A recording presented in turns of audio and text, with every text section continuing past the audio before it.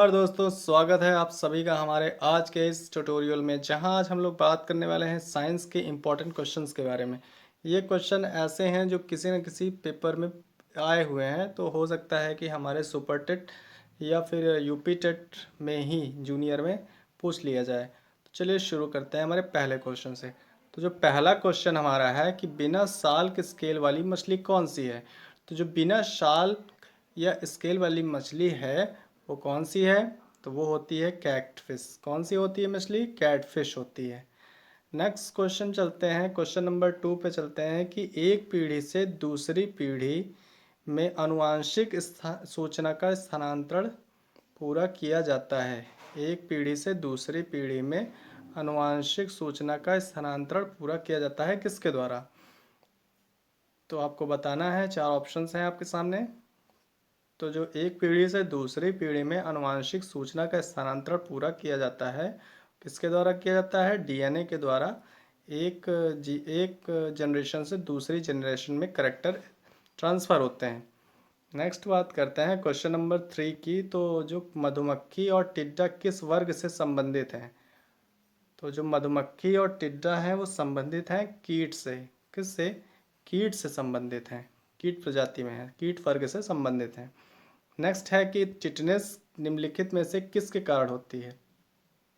जो टिटनेस होता है वो किसके कारण होता है? फंगस, जीवाणु, विषाणु या फिर धूल या गोबर। मतलब फंगस हो गया, वायरस हो गया, बैक्टीरिया हो गया, धूल या गोबर। किसके कारण होता है? तो वो होता है जीवाणु, मतलब कि बैक्टीरिया के कारण टिटनेस होता है। हम लोगों ने सुना होगा डीपीटी का टीका लगता है। तो टी से हो गया टिटनेस, पी से हो गया परटूसिस या काली खांसी, और डी से हो गया डिप्थीरिया। सॉरी। नेक्स्ट बात करते हैं कि इंसुलिन का निर्माण शरीर के किस अंग में होता है। तो जो इंसुलिन का निर्माण होता है वो शरीर के किस अंग में होता है? आपको बताना है लीवर, गुर्दा, अग्नाशय, उमाशय। तो जो इंसुलिन का निर्माण होता है वो होता है पैनक्रियाज में, मतलब कि अग्नाशय में। नेक्स्ट बात करते हैं अगले क्वेश्चन की। तो एड्स कैसे फैलता है? तो एड्स कैसे फैलता है ये बताना है कि हाथ मिलाने से फैलता है, श्वास लेने से, श्वास संपर्क से, कीटों से, शारीरिक संपर्क से। तो जो एड्स फैलता है वो शारीरिक संपर्क से फैलता है।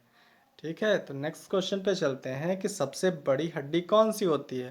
तो शरीर की जो सबसे बड़ी हड्डी होती है मानव की, वो कौन सी होती है? स्टेप, फीमर, कशेरुक या फिर कपाल। तो जो शरीर की सबसे बड़ी हड्डी मानव की होती है वो होती है फीमर। कौन सी होती है? फीमर। और सबसे छोटी जो होती है, स्मॉलेस्ट जो होती है, वो कौन सी होती है? तो वो होती है स्टेपीज। कौन सी होती है? स्टेपीज, जो कान की हड्डी होती है। नेक्स्ट क्वेश्चन की बात करते हैं। नेक्स्ट क्वेश्चन है हमारे पास कि इंसुलिन पाई जाती है। अभी पूछा गया था कि इंसुलिन कहाँ, मतलब कि कहाँ उसका निर्माण होता है। अब पूछा जा रहा है कि इंसुलिन पाई जाती है। सॉरी। तो जो इंसुलिन पाई जाती है वो कहाँ पाई जाती है? आलू के ट्यूबर में, अदरक के प्रकेंद्र में, डहलिया की गांठदार मूलों में या प्याज में। तो आप बताइए कि ये कहाँ पाई जाती है। नेक्स्ट बात करते हैं, अच्छा सॉरी, इंसुलिन पाई जाती है तो इंसुलिन पाई जाती है डहलिया की गांठदार मूलों में। कहाँ? गांठदार मूलों में। नेक्स्ट बात करते हैं ट्रैकोमा कहाँ की बीमारी है। तो जो ट्रैकोमा होता है वो कहाँ, मतलब कौन से अंग को प्रभावित करते हैं? तो ट्रैकोमा जो होता है वो आपने सुना होगा कहाँ होता है? आंत, यकृत, गला या आँख। तो ट्रैकोमा जो है वो आँख से संबंधित है, आँख में ट्रैकोमा हो जाता है। नेक्स्ट क्वेश्चन है कि बच्चों का लिंग मुख्य रूप से निर्भर करता है। तो जो बच्चों का लिंग है मुख्य रूप से किसके द्वारा निर्भर किया जाता है, मतलब किसके द्वारा डिसाइड किया जाता है? तो ये होता है माता पिता, दादा या दादी। किस पर होता है? तो ये होता है पिता के द्वारा ही बच्चे का लिंग मुख्य रूप से डिसाइड होता है। नेक्स्ट बात करते हैं पालक के पत्ते किसके प्रबल होते हैं। तो जो पालक के पत्ते हैं वो कौन सी, किससे ज़्यादा प्रबल स्रोत हैं? तो सबसे ज़्यादा किसके स्रोत हैं? वो पालक में आयरन पाया जाता है। क्या पाया जाता है? आयरन। इसलिए सबसे ज़्यादा प्रबल स्रोत होगा आयरन का, पालक। नेक्स्ट बात करते हैं कि वर्णांधता किससे संबंधित है। तो वर्णांधता किससे संबंधित है? सॉरी। तो वर्णांधता संबंधित है किससे? अनुवांशिकता से। किससे? अनुवांशिकता।